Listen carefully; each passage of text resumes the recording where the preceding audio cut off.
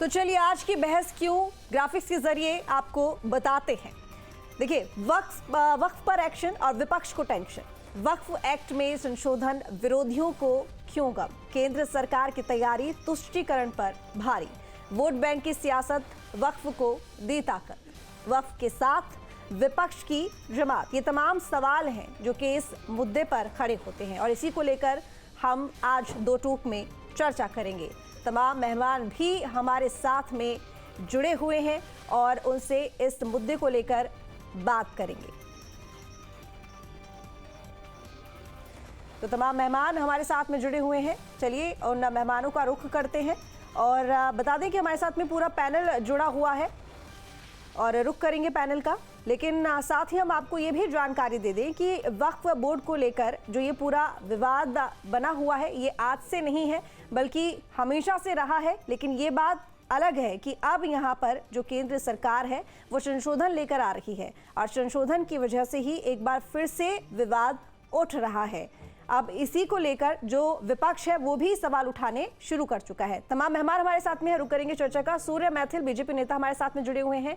Ashish Chaturvedi SP नेता हमारे साथ में जुड़े हुए हैं। आचार्य एच.एस. रावत हिंदू धर्म गुरु हैं, ये भी हमारे साथ में जुड़े हुए हैं। फाजिल अहमद मुस्लिम एक्टिविस्ट है, ये भी न्यूज स्टेट के साथ में जुड़े हुए हैं। आप सभी का बहुत स्वागत है न्यूज स्टेट पर। चलिए सबसे पहले रुक करूंगी आशीष चतुर्वेदी जी आप ही का। अब क्योंकि वक्फ बोर्ड पर संशोधन को लेकर एक बिल केंद्र सरकार लाने वाली है, लेकिन उसको लेकर तरह तरह के बयान और साथ ही जो विवाद है वो फिर से उठने लगा है। क्यों? और खासकर अगर एसपी की बात करें तो आप ही की सांसद की तरफ से कई बयान आए हैं। देखिए, बयान तो आना एक अलग बात है। सरकार ऐसे कई चीजें संशोधन कर रही है, ऐसे बहुत से कानूनों में उसने संशोधन किया है। कहीं ऐसा प्रतीत होता है कि कहीं ना कहीं जिसकी आवश्यकता नहीं भी थी वो भी किए गए, कहीं जगह आवश्यकता रही होगी वो किए गए। लेकिन यहाँ समझने की बात ये है कि जिन कानूनों को आप जहाँ बदलते हैं उस पे लोगों से चर्चा, खासतौर पे विपक्ष से चर्चा, एक प्रभावी रूप से चर्चा करके तब आप लाएं तो बेहतर। लेकिन जब आप केवल इस बात का जो है फायदा उठाएं कि हमारे पास जो पर्याप्त संख्या है बस उस पे हम जो है पारित कर देंगे, तो आपको ये भी समझना चाहिए कि बहुत से लोगों की आवाज उसमें दब जाती है। हमारा यही मानना है कि ठीक है, आप कानून में संशोधन वक्त वक्त पे करते हैं, सरकारें करती आई हैं, लेकिन वो एक उसमें एक आपसी रजामंदी बने, सबको एक जानकारी हो कि जो संशोधन आप करने जा रहे हैं उससे लोगों पे क्या प्रभाव पड़ने जा रहा है, कैसे लोग प्रभावित होंगे, कैसे लोगों का उसमें हित होगा, तो फायदा कैसे होगा। ये चीजें अगर एक सार्वजनिक स्तर पे जो है सबको पता होंगी तो लगता है कि ये थोड़ा बेहतर हो। जो कि अभी किसी तरह की कोई दिक्कत इस संशोधन बिल से नहीं है, बस आप यही कहना चाहते हैं कि विपक्ष के साथ में बात कर ली जाए। जी बिल्कुल, क्योंकि जब कोई बात होगी तभी तो हम बता पाएंगे, हम अपनी बात कह पाएंगे या हमें ऐसा एहसास होगा कि इससे किसी लोगों को कहीं ना कहीं कोई दिक्कत आ सकती है, तो हम वो बात रख सकेंगे, उस पर बात होगी, चर्चा होगी, तो हो सकता है कि आपसी रजामंदी बने, कुछ संशोधन हो। तो वो हमें अगर वो बात कहने, अपनी बात बताने का समय ही नहीं दिया जाएगा तो फिर कैसे न्याय नहीं होगा लोगों के साथ। सूर्य मैथिल साहब आपके पास आती हूँ। आपने सुना आशीष चतुर्वेदी जी ने क्या कहा। उनका कहना है कि विपक्ष से बिना किसी राय मशवरे के बात किए आप सीधा बिल पेश कर दे रहे हैं, ये ठीक नहीं है। धन्यवाद। पहले तो आपको और पूरे देश को भारत माता की जय, वंदे मातरम। और ये एक ऐतिहासिक जो है निर्णय है, यदि वक्फ बोर्ड के जो ही इस प्रकार की अवैध जो शक्तियां हैं उसको कंट्रोल करने की बात की जाए। देखिए ऋतु जी, अभी इन्होंने ये कहा कि डिस्कस किया जाए विपक्ष से, तो मैं ये बताना चाहता हूं कि पीछे के रास्ते से कोई अध्यादेश नहीं लाया जाएगा, उस पे संसद में चर्चा होगी। आप चर्चा में आइए, चर्चा में अपनी बात को रखिए, आप इस बात को जस्टिफाई कीजिए कि आखिर क्या आवश्यकता है इस देश के अंदर वक्फ बोर्ड की और क्या आवश्यकता है इस प्रकार की अशासकीय शक्तियों की। मैं आपको बताना चाहता हूं ऋतु जी, इलाहाबाद हाई कोर्ट को भी वक्त की प्रॉपर्टी वक्त ने डिक्लेयर कर दिया था। मैं ये समझना चाहता हूं कि आखिर किन अधिकारों के तहत, किन दस्तावेजों के तहत इन्होंने पूरे देश के अंदर जहां मर्जी अपना, जो कहते हैं ना, एक सरकारी बस होती है उसकी जो सीट होती है वो रिजर्व होती है, तो एक ताऊ चढ़ा और अपनी पगड़ी जो है उस पे सीट पे रख दी। दूसरा आया, कहता भाई ये क्यों रख दी? ना जी, मैंने इसको रिजर्व करा लिया, ये मेरी है। तो इस प्रकार की जो ऑनरशिप लगातार वक्त हर जगह किए जा रहा है, वो एक बहुत ही गैर कानूनी और हास्यास्पद अधिकार है। और एक बात और मैं कहना चाहता हूं आपको रितु जी, इस देश में सेना के बाद और भारतीय रेलवे के बाद सबसे बड़ा लैंड बैंक वक्फ बोर्ड के पास में है। आखिर क्यों है, ये समझना चाहता हूं मैं। आखिर वक्फ को किसने ये अधिकार दिया था कि आप बिगर बताए किसी की भी संपत्ति को वक्फ कर देंगे? उसके बाद यदि उसको सूचना नहीं मिलेगी और सूचना मिल भी गई तो वो आप ही के ट्रिब्यूनल में आएगा, आप ही का काजी होगा, आप ही का वकील होगा, आप ही तय करेंगे कि ये संपत्ति वक्फ है कि नहीं है। उसके बाद उस फैसले के खिलाफ अब हाई कोर्ट और सुप्रीम कोर्ट भी नहीं जा सकते। इस लोकतांत्रिक देश में आप सोचिए, ये काला कानून किस प्रकार से देश को दीमक की तरह चाट रहा है।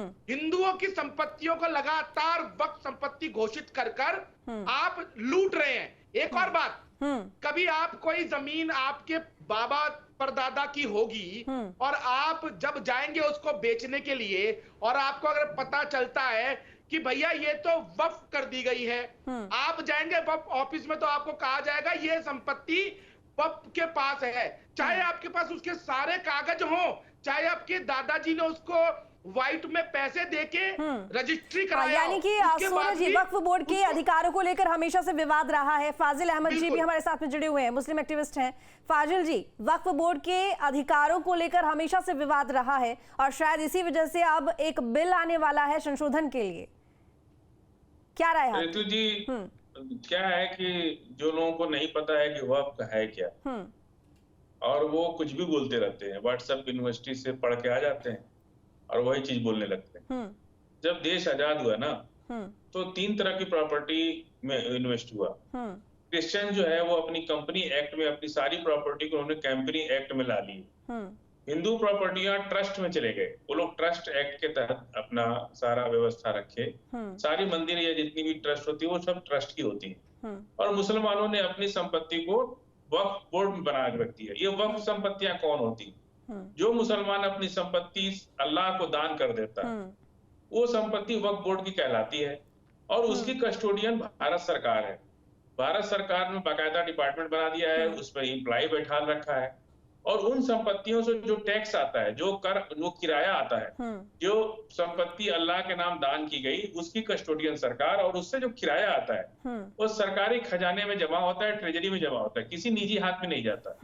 सरकार पूरी तरह से उसका फायदा उठाती है और जितनी भी प्रॉपर्टी उसमें हिंदू को भी दिया गया है, मुसलमान को भी दिया गया है, सिख को भी, हर किसी को। अब समस्या कहाँ आती है कि वक्फ की जमीन खाली पड़ी है और उसका कोई वारिस नहीं है, तो जो लोग भी उसको कब्जा कर लेते हैं, कब्जा करके अपना घर बना देते हैं। उस संपत्ति को वक्फ खाली कराता है और कहता है कि भाई ये हमारी जमीन है। उसका बाकायदा उसका प्रूफ होता है। और जो संपत्तियां मुसलमान की होती है और उनका कोई वारिस नहीं होता है, जिससे उनके कोई बच्चे नहीं है, उसका कोई मतलब शेयर होल्डर नहीं है, वो संपत्ति भी वक्फ संपत्ति कहलाती। तो ये बड़ा क्लियर बात है कि वक्फ संपत्ति किसी की दी सरकार की नहीं होती, वो मुसलमान स्वेच्छा से अपने अल्लाह के नाम जो दान कर देते हैं। रितु जी 20 सेकंड दीजिएगा। ठीक है, सूर्य मैथिल जी लौटती हूं। देखिए आचार्य सरकार आऊंगी आपके पास, प्लीज थोड़ी देर दीजिए। और बाकायदा किराया, उसके किराया सरकार के खजाने में जमा होता है। उसी सरकार उसी पैसे से मौलाना को जो लोग बार बार कहते हैं ना कि पैसा का तनख्वाह देते हैं, उसी वक्फ संपत्ति के आए हुए किराए से ही मुसलमानों पे जो मौलाना को जो तनख्वाह दी जाती है। ठीक है, यानी कि फाजिल साहब आप ये कह रहे हैं कि जो वक्फ की जमीन है, पैसा जो मिलता है, ठीक है, समझ गए। आप ये कह रहे हैं कि किसी की जमीन पर वक्फ कब्जा नहीं करता, बल्कि जो जमीन दान दी गई है वो उसी पर ही अपना अधिकार जमाता है। सूर्य जी, बस उसी पर। देखिए, मैं इन्हीं के बात के ऊपर एक प्रश्न पूछ रहा हूं। तमिलनाडु के अंदर 1500 साल पुराना एक मंदिर है, तिरुचि जिले में मानदियावल्ली चंद्रशेखर स्वामी मंदिर। जब इस्लाम पैदा भी नहीं हुआ था उससे पहले से वो मंदिर है। उसको किसके बाप ने और दादा ने खरीद कर अल्लाह को दे दिया?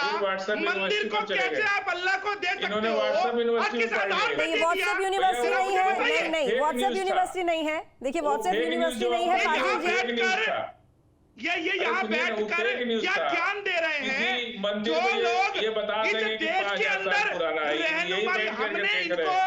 हमने इनको नागरिकता दी, हमने इनको मौका दिया कि इस देश का विभाजन जो है हिंदू मुस्लिम के आधार पे हुआ। उसके बाद भी चलो तुम यहाँ रह लो, लेकिन उसके बाद ये लोग शरणार्थी की तरह आए और यहाँ बैठकर मालिक बनने को तैयार है। मैं जो पूछ रहा हूँ, इतनी एज तो इस्लाम की भी नहीं है जितनी एज तो उस मंदिर की है। चलिए ठीक है, ठीक है। आचार्य एच.एस. रावत जी, हिंदू धर्मगुरु आपकी क्या औकात है? हमारे साथ में है। एच.एस. रावत जी, मैं आपके पास में आती हूँ। देखिए वक्फ बोर्ड को लेकर हमेशा से विवाद रहा है और ये विवाद जमीनों को लेकर ही रहा है, क्योंकि वक्फ बोर्ड जिन जमीनों को लेकर अपना होने का दावा करता है, दूसरा पक्ष कहता है कि प्रॉपर्टी हमारी है, लेकिन कभी कभार ऐसा होता है कि प्रॉपर्टी के पुख्ता सबूत नहीं होते। सबसे बड़ा सवाल ये है यहाँ पर कि भैया आप कोर्ट भी नहीं जा सकते, ना हाई कोर्ट ना सुप्रीम कोर्ट, जाओगे तो वक्फ बोर्ड या ट्रिब्यूनल जाओगे। आपसे ये मेरा सवाल है कि अब क्योंकि यहाँ पर केंद्र सरकार संशोधन बिल लेकर आने वाली है, आप इस पर क्या सोचते हैं? देखिए रितु जी, पहले तो जो बिल आने वाली है उसका मैं बहुत दिल से स्वागत करता हूं और मैं बताना चाहता हूं कि सबसे ज्यादा जो जमीन है वो रेलवे के आर्मी के पास है। आर्मी की जो जमीन है वो तो देश की रक्षा के लिए यूज होती है, समझ आता है। रेलवे के पास सेकंड नंबर पर सबसे ज्यादा जमीन है, समझ आता है कि देश के विकास के लिए उसका प्रयोग हो रहा है। और उसके बाद वक्फ बोर्ड के पास है, क्या यूज है उसका? ये लोग उसको बेचते हैं, उससे जो रेवेन्यू आता है उसको अपने पेट भरते हैं, जो बोर्ड के मेंबर हैं उससे जो रॉयल्टी आती है उसको लेते हैं। और आपको मैं एक चीज और बताना चाहता हूं पूरे दर्शकों को, 1993 तक जब तक ये एक्ट नहीं बना था वक्फ बोर्ड वाला, तब तक 1 लाख हेक्टेयर जमीन वक्फ बोर्ड के पास थी। उसके बाद कांग्रेस ने एक्ट बना दिया कि भाई जहां जहां मार्किंग कर देगा वक्फ बोर्ड कि ये हमारी जमीन है और उसके अंडर आ जाएगी। 1954 में बन गया था, 1954 में बना, 1995 में इसको संशोधित किया गया। जो संशोधित किया उसके बाद 9 लाख हेक्टेयर जमीन वक्फ बोर्ड के अंदर चली जाती है। हमेशा हिंदुओं के साथ में, मेजॉरिटी हिंदुओं की है। अगर आपको जमीन का बंटवारा ही करना है तो रेशियो तो होना चाहिए कम से कम। हिंदुओं की जमीन 12 एकड़ से ज्यादा जमीन है तो चकबंदी में दे दी गई, उसके प्लाट काट दिए गए, उन बेचारों को कंगला कर दिया गया और इनको बोल दिया गया कि तुम जाकर के जहां जिस जमीन को टिका दोगे वो जमीन वक्फ बोर्ड की हो जाएगी। तो इसका मतलब कांग्रेस ने सबसे ज्यादा नुकसान हिंदुओं के साथ किया और उनको सिर पर बैठा के रखा। इसलिए मैं भारतीय जनता पार्टी की सरकार, मोदी सरकार के लिए इस बिल को लाने के लिए हार्दिक धन्यवाद देता हूं, जिससे कम से कम हिंदुओं के साथ जो अत्याचार हुआ उनको 5वें नंबर पर जाकर के डाल दिया है, वो कम से कम ठीक होने का कम से कम हमें अधिकार मिलेगा। और ये वक्फ बोर्ड की जमीन है, सरकार अपने अधीन ले ले, रेलवे को दे दे, आर्मी को दे दे, या इसको गरीबों को आवंटित कर दे, उन दलितों को आवंटित कर दे जिस दलितों की बात फजील भाई करते हैं, उन आदिवासियों को दे दे जिनकी ये भाई फजील भाई कहते हैं कि दलितों के साथ हिंदुओं ने बड़ा अत्याचार किया है। तो मैं इस बिल का बहुत ज्यादा स्वागत करता हूँ। आशीष जी, क्या दिक्कत है, क्या प्रॉब्लम है, बताइए। देखिए अगर यहाँ पर संशोधन जो बिल है वो आ भी जाता है, पास हो जाता है, क्योंकि अब लेकर आ ही रही है, आप बोल रहे हैं कि विपक्ष के साथ में चर्चा करनी चाहिए, चलिए सदन में चर्चा होगी, लेकिन जाहिर है कि सत्यापन एक यहाँ पर बड़ा मुद्दा है। वो जमीन जिस पर वक्फ अपना अधिकार जमा रहा है उसका सत्यापन ही होगा, या जिनके विवाद चल रहे हैं उनका सत्यापन ही होगा। अब आपके पास में अगर कागजात हैं, सत्यापन हो जाता है तो आप प्रूफ कर दीजिए, इसमें दिक्कत क्या है? जिसकी जमीन होगी उसके पास कागजात होंगे, वो प्रूफ भी कर देगा। तो बहुत ही ज्यादा यहाँ पर ट्रांसपेरेंसी ही तो आएगी, कोई परेशानी थोड़ी होनी चाहिए इस बिल से। देखिए, जहाँ तक ट्रांसपेरेंसी का सवाल है, बिल्कुल हाँ, जिसके पास भी कागज होंगे वही प्रूफ माना जाएगा और वही प्रूफ माना भी जाना। तो फिर बौखलाहट क्यों है? नहीं, देखिए, हमारी बौखलाहट इस चीज को लेके नहीं है कि आप एक कानून लाए।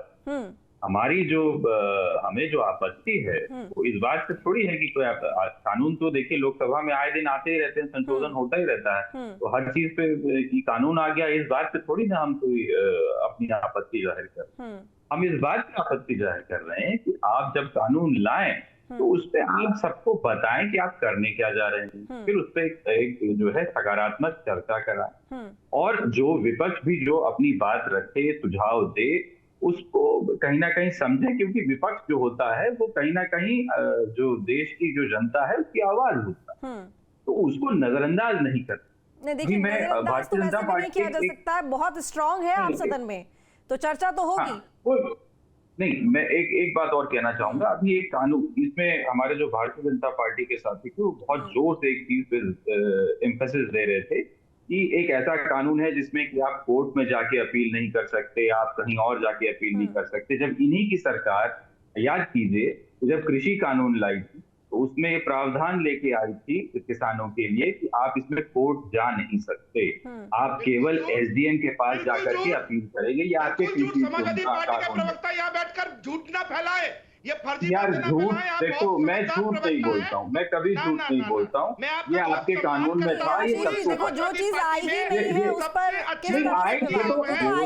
किसानों ने हालत पछाड़ दी थी, 1954 पसीने आ रहे थे इसी में बैठ के, इसलिए कानून नहीं आया। ये तो कानून तो आया ही नहीं, वो कानून को लेके आया ही, देखिए तो वो तो आया नहीं। वक्फ बोर्ड तो 1954 से चला आ रहा है। मेरा सवाल ये यही है ना, यहाँ पर देखिए, कोई भी गूगल कर ले, उसमें ये था प्रावधान। बात ये नहीं है कि प्रावधान था या नहीं था, आशीष जी, प्रावधान की बात नहीं है। आप मानते हैं ना कि ये गलत है, लेके आए थे, आशीष जी आप मानते हैं कि ये गलत है? ये जो शोर मचा रहे हैं, जब मुझे इसीलिए हंसी आ रही थी इनकी बात पे कि जब ये अपना कानून लेके आए थे तो उसमें लिखित में था। चलिए ठीक है आशीष जी, आपकी बात ऊपर, आशीष जी आपकी बात ऊपर, लेकिन आपसे मेरा एक सवाल यहाँ पर ये, आशीष जी बात सुनिए, देखिए आपकी बात ऊपर है, आपकी बात ऊपर है आशीष जी, आप मेरा एक सवाल यहाँ पर सुनिए और उसका जवाब दीजिएगा कि आप ये बात मानते हैं यानी कि अगर इसी तरह की किसी भी तरह के इस तरह से विवाद होते हैं तो उसके लिए कोर्ट में जाने का अधिकार होना चाहिए, लेकिन यहाँ पर नहीं है। जिस तरीके से कृषि कानून को आप गलत बता रहे हैं, यानी कि वक्फ बोर्ड में ये अधिकार अगर नहीं है तो ये भी एक कहीं ना कहीं कमी है और इस पर संशोधन होना चाहिए, मानते हैं ना फिर आप? बिल्कुल बिल्कुल, तो ये कहीं ना कहीं इनको भी तो मानना चाहिए ना कि ये जो लेके आए थे अभी झूठ झूठ चिल्लाने लगे। देखिए वो तो फिर कैंसिल कर लिया उन्होंने, मान लिया वो कैंसिल हो गया, लेकिन अब जो ये विवाद संशोधन बिल पर हो रहा है तो इस पर फिर आप समर्थन देंगे, यानी कि गोडाउन खरीद भी लिए थे, बना भी लिए थे ने अपने गोडाउन होर्डिंग के लिए। बातें फैला रहे हैं। जमाखोरी क्योंकि बैंड है, क्योंकि कोई भी जमाखोरी करेगा तो कीमतें बढ़ सकती है ना। यहाँ पर देखिए ये जो दिक्कत है वो यहाँ पर यही है कि अभी संशोधन बिल आया भी नहीं है, सिर्फ चर्चाएं हो रही हैं, उसको सुने बिना पढ़े बिना इस तरह से अपना विरोध देना कितना ठीक है? तो जी भारतीय जनता पार्टी की सरकार है और एक परसेप्शन है कि भारतीय जनता पार्टी हमेशा मुसलमानों के खिलाफ अपना बिल लाना और उनसे हमेशा मुसलमानों के, जितना मुसलमानों का अपमान और तिरस्कार हो सकता है ये लोग करते हैं नीचे से लेकर ऊपर तक, और लगातार इस्लाम और मुसलमान के खिलाफ इनकी विचार। तो जब भी ये कोई काम करते हैं तो लोगों को शक होने लगता है कि भाई ये कुछ तो गड़बड़ करने वाले हैं। अब देखिए इनको वक्त की पता ही नहीं और क्या क्या बोलते जाते हैं। फाजिल जी देखिए, जैसे 2014 में मोदी सरकार आई थी तो उनकी तरफ से तो कहा गया था कि किसी भी तरह की अगर वक्फ बोर्ड किसी भी इस तरह की जमीन पर अगर अस्पताल बनवाता है, स्कूल बनवाता है तो उसका पूरा खर्चा केंद्र सरकार उठाएगी। उन्होंने तो आते ही ये किया था ना, तो वो उनके सरकार ही, सुनिए मेरी बात, मैंने आपसे क्या कहा, इस वक्फ की हुई संपत्ति की कस्टोडियन समझती है ना, कस्टोडियन जो है वो सरकार है, बाकायदा सरकार उसकी सुरक्षा करती है, सरकार उससे किराया वसूलती है, जो किराया आता है वो सरकारी खजाने में जमा होता है, ट्रेजरी में जमा होता है। न्यूज नेशन अब व्हाट्सएप पर खबरों की ताजा अपडेट के लिए न्यूज नेशन के इस QR कोड को स्कैन करें।